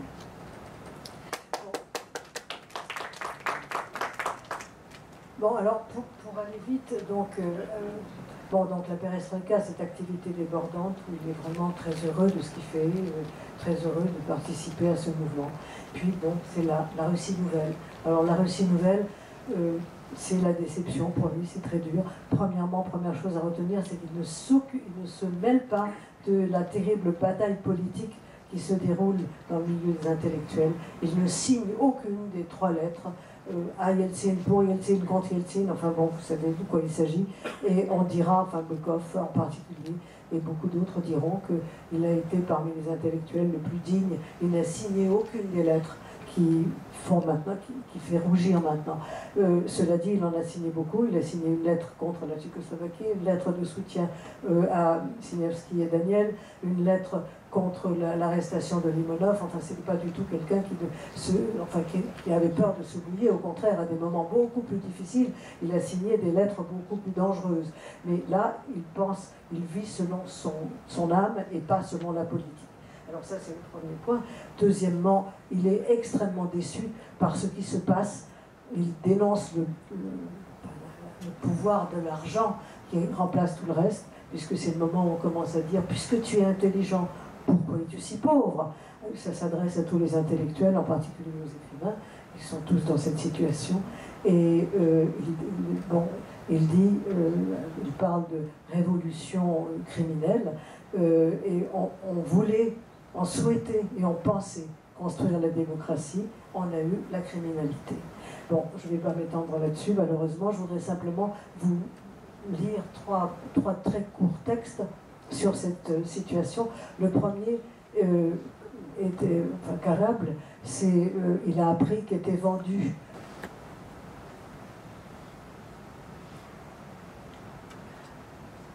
Le navire est un homme de fer, fait de fer, et une larme métallique que rien ne saurait racheter, glissait là comme une lame sur sa joue mal rasée.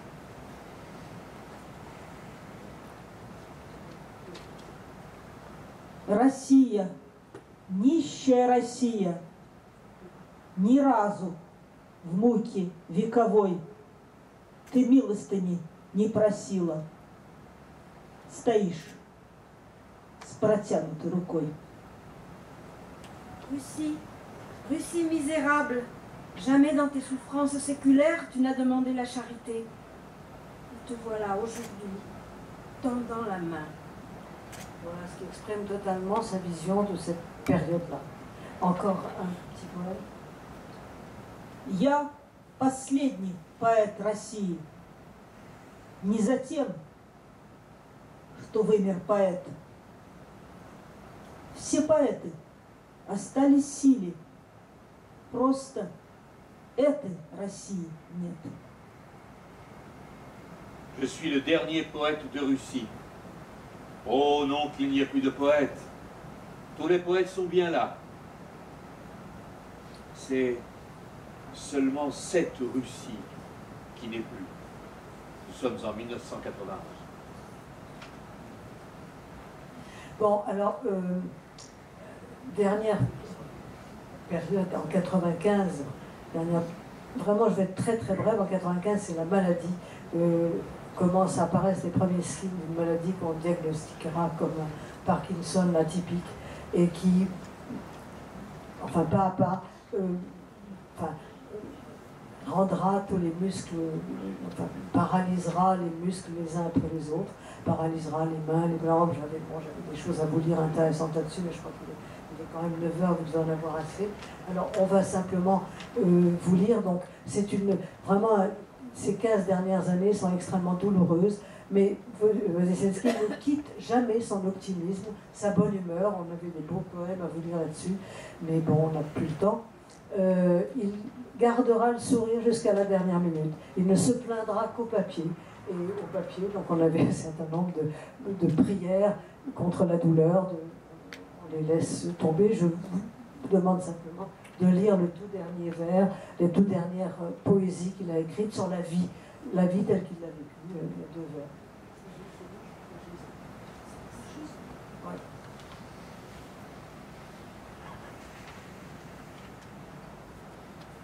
Жизнь, благодарю за ширь обзора, за озу, прозу и в конце за вертикальные озера на ненакрашенном лице.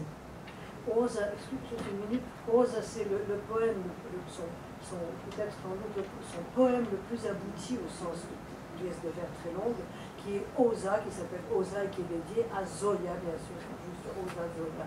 Donc c'est de cette Zoya, merci pour Zoya. Merci pour l'ampleur de mes horizons. Merci pour Osa. Merci pour la prose. Et merci enfin pour ces lacs verticaux sur ton visage, non maquillé. Et cette toute dernière phrase sera « Nous sommes emportés tous deux embrassant ma croix ». Bon, écoutez, je pense qu'on va en rester là. Je suis désolée parce qu'il y avait des choses tout à fait intéressantes à lire, mais je pense que si on continue, vous êtes fatigués, vous ne pourrez plus nous écouter. Alors maintenant, je crois que je vais passer la parole à Christine. je disais tout à l'heure que les poètes, les traducteurs de Wozzesensky ne sont pas très fréquents. Il y a eu pas mal de traductions dans les années 70-80, et puis après, il y en a eu beaucoup moins.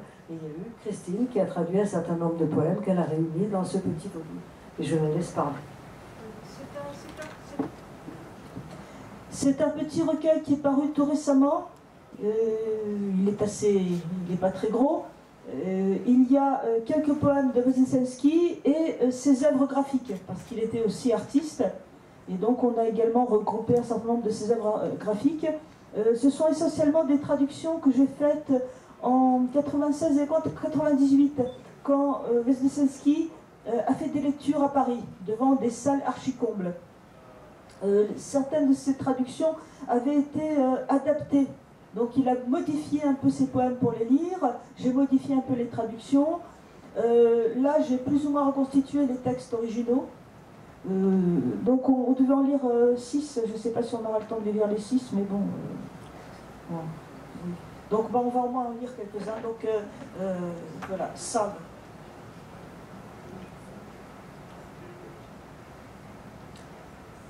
Ты меня на рассвете разбудишь, проводить необутое выйдешь.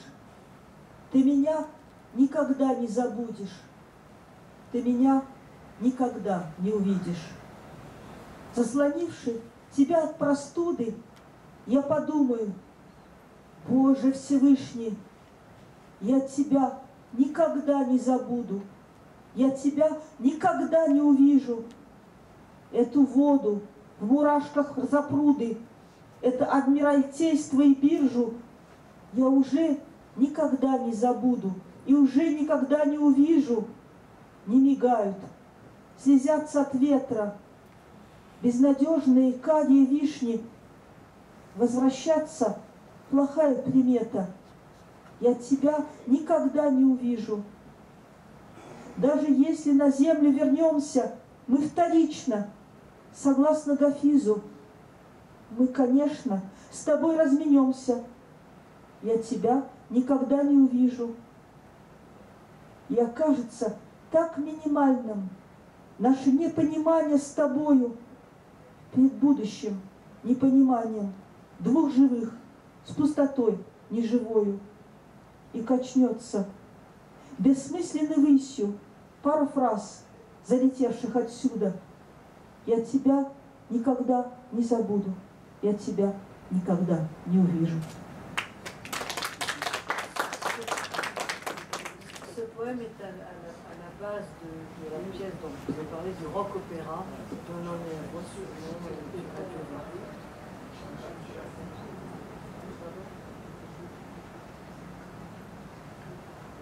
Tu me réveilleras à l'aube. Pieds nus, tu m'accompagneras. Et jamais tu ne m'oublieras. Tu ne me reverras jamais. Craignant que tu ne prennes froid, je penserai, Seigneur Dieu, jamais je ne t'oublierai. Je ne te reverrai jamais. Cette rivière que la digue trouble, la bourse et l'amirauté, je ne les oublierai jamais et ne les reverrai jamais. Sans cils, remplis de larmes, par le vent, cerise tristement brunie. Revenir est funeste, et je ne te reverrai jamais. Même si nous revenons sur terre, comme l'a dit le poète Hafez, notre rencontre n'aura pas lieu. Je ne te reverrai jamais. Un jour, notre incompréhension paraîtra si minime face à l'incompréhension de deux vivants, face au vide où la vie n'est plus.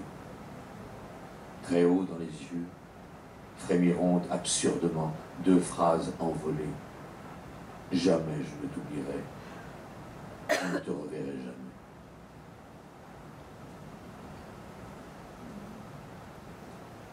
Бой петухов. Петухи, петухи, потуши, потуши. Спор, шпор, кука, рехнулись. Ураль. Ху-ха, кухарка, харакири. Хор. Икающие хари. Нифига себе, икар. Хр. Какое бешеное счастье. хрипя воронка горловой, под улюлюканьем промчаться с оторванной головой, забыв, что мертв, презрев природу, по пояс дряни бытия, по горлу в музыке восхода, забыться до бессмертия, через заборы, сербися на небеса, там, где гуляют грандиозно коллеги в музыке лугов, как красные аккордеоны клавиатурами хвостов. О, лопухи Ерихона! Coquet de caquet coquet, que l'icare cocu.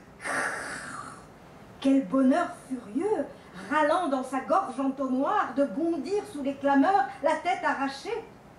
Oublieux de sa mort, défiant les lois dans l'ordure jusqu'à la ceinture, jusqu'au cou dans la musique du levant, immortel pour cause d'amnésie.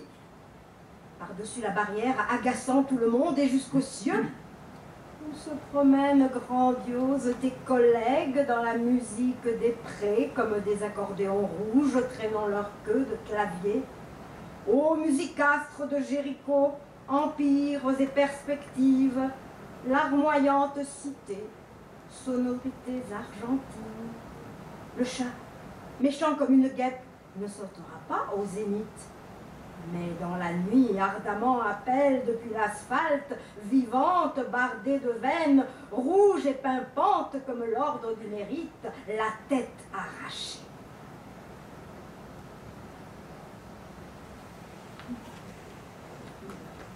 Купание в росе.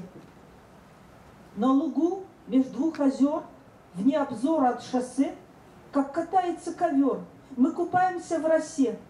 Ледяные одуванчики, и слегтавшие плечи все, ароматом обдавайте. Мы купаемся в росе. Все грехи поискупали, окрещенные в красе, не в людских слезах, купавиных. Брось врачей, купнись в росе. Принимай росные ванны, никакого ОРЗ. Как шурупчик высоты дует шершень от шоссе. Где тут ты и где цветы? Он ворчит, ля фам шерше. Милые, нас не скосили, равно ежику, осе. Мы купаемся в России, мы купаемся в росе. Полосатый, словно зебра. Ну и сервис, след любви. Ты в росе, в росе, в росе, в росе, евро, серва. Ландыша не раздави. Как приятно на веранде пить холодное розе. Вы купаетесь в бриллиантах, мы купаемся в росе. Sur la clairière, entre deux lacs, hors de vue de la chaussée, comme on enroule un tapis, nous nous baignons dans la rosée. Pissenlits de givre qui flagellaient nos épaules, répandez votre parfum. Nous nous baignons dans la rosée, bénis par l'eau lustrale, baptisés en beauté par les larmes des nénuphars. Pas besoin de cure thermale, prenez des bains de rosée, tous les rhumes sont oubliés. Un frelon vissé dans l'air s'interroge interloqué, comment te distinguer des fleurs? Et grommelle, la femme cherchée, on ne vous a pas fauché, égaux du hérisson, de la guêpe. Nous nous baignons dans la Russie, nous nous baignons dans la rosée. Je suis aussi rayé qu'un zèbre par les stigmates de l'amour. Mon rosaire de rose et rose arrosé, rose et rose, os et rose. N'écrase pas le brin de muguet, qu'il fait bon sur la terrasse, boire du rosé glacé. Dans les diamants, baignez-vous donc, nous nous baignons dans la rosée.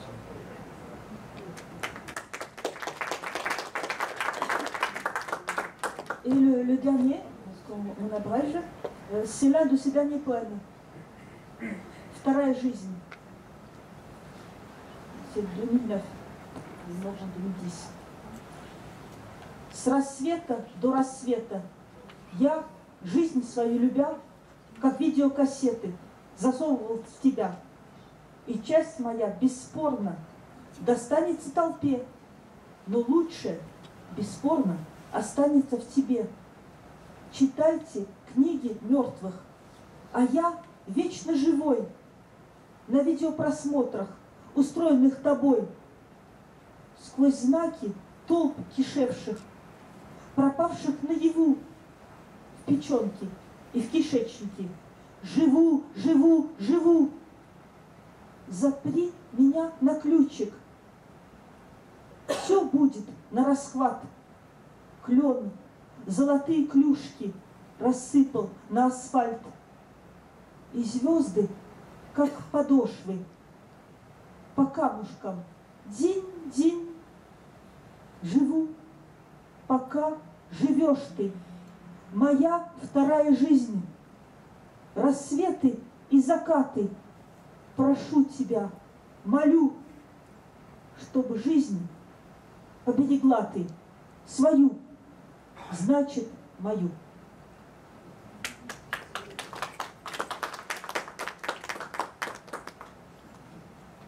Ma seconde vie. De l'aube jusqu'à l'aube, aimant ma propre vie, comme des vidéos, je la mettais en toi. Une partie de moi reviendra pour sûr à la foule, mais la meilleure, sans conteste, en toi demeurera. Lisez les livres des morts. Moi, je suis éternellement vivant dans les séances vidéo dont tu es l'organisatrice. À travers les signes de foule grouillante, de disparition flagrante, à travers foi et entrailles, je vis, je vis, je vis. À clé, enferme-moi, tout sera pris d'assaut. L'érable répand des crosses d'or sur l'asphalte. Les étoiles sont des semelles qui font ding-ding sur les pierres. Je vis tant que tu vis, toi, ma seconde vie. Par aubes et couchants, je t'en supplie, je t'en conjure, préserve bien ta vie. Ta vie est donc ma vie.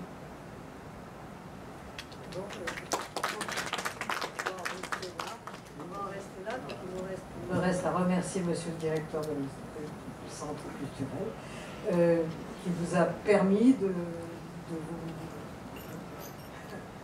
vous apporter comme ça un peu de notre goût pour oui, on va avoir maintenant un intermède musical qui est, je crois, tiré de justement Ionon et Abos. Vous avez eu la saga qui est à la base de cet opéra rock. Et là, vous allez avoir de la musique. Je précise que le recueil est publié par les éditions Caractère. Il s'appelle Ma seconde vie.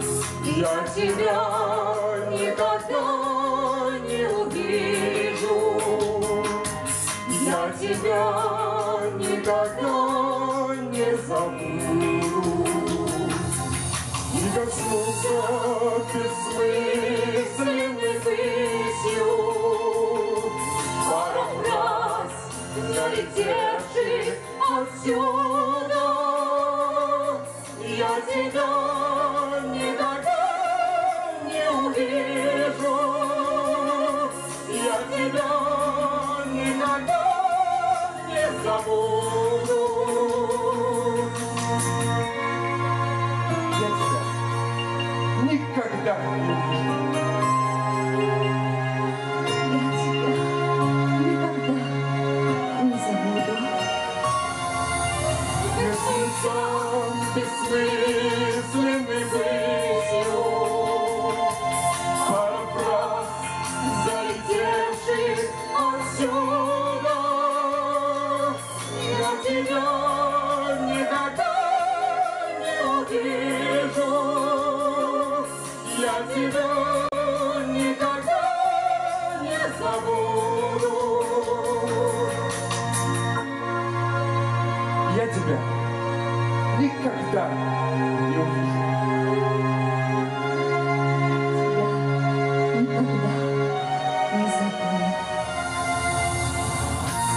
детстве никогда не увижу.